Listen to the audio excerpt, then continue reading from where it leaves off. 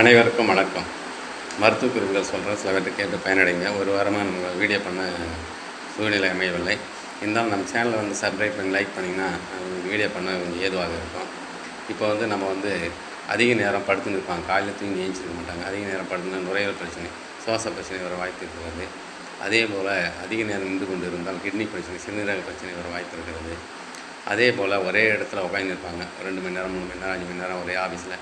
அவங்க ஏஞ்சி போய் ரிலாக்ஸ் ஆகி வரலன்னா மண்ணீரல் பிரச்சனை ஏற்பட வாய்ப்பு இருக்கிறது.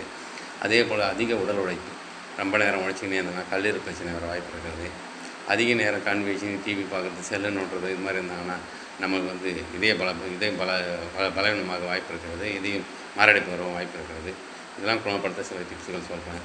அதே போல் நம்ம பெருமையும் கர்வமும் கொண்டிங்கன்னா இதயம் பாதிப்பு வாய்ப்பு இருக்கிறது. கவலையும் துயரம் இருந்தால் வயிறு சம்மந்தமான நோய்கள் வர வாய்ப்பு இருக்கிறது. துக்கமாக எப்பயும் அழுதுனே இருப்பாங்க, துக்கமாக இருந்தாங்கன்னா அவங்களுக்கு சுவாச பிரச்சனை வர வாய்ப்பு இருக்கிறது. பயம் இருக்கும், அடிக்கடி பயம் சந்தேகம் இருந்துன்னே இருந்தாங்கன்னா அதே பட்டுன்னு இருந்தாங்கன்னா அவங்களுக்கு கிட்னியில் பிரச்சனை இருக்க போகுதுன்னு அர்த்தம்.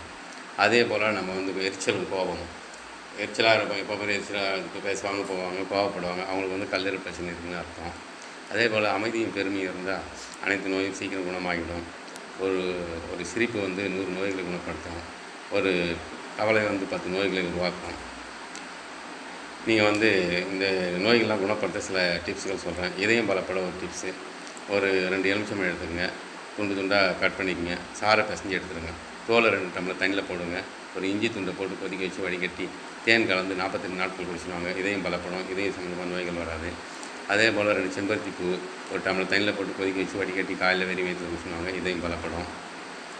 அதே போல் நம்ம நுரையீரல் பிரச்சனை தீர்றதுன்னா 2 டம்ளர் தண்ணி எடுத்துங்க, 1 ஸ்பூன் அதிமதுரை பொடி போட்டு கொதிக்க வச்சு வடிகட்டி அதில் அரை இஞ்சி சாறு, அரை ஸ்பூன் இஞ்சி சாறு, அரை ஸ்பூன் எலுமிச்சம்பழம் சாறு, 1 ஸ்பூன் தேன் கலந்து காலையில் வெறி வயிற்றில் குடிச்சிங்கன்னா நுரையீரல் பிரச்சனை தீர்ந்துடும்.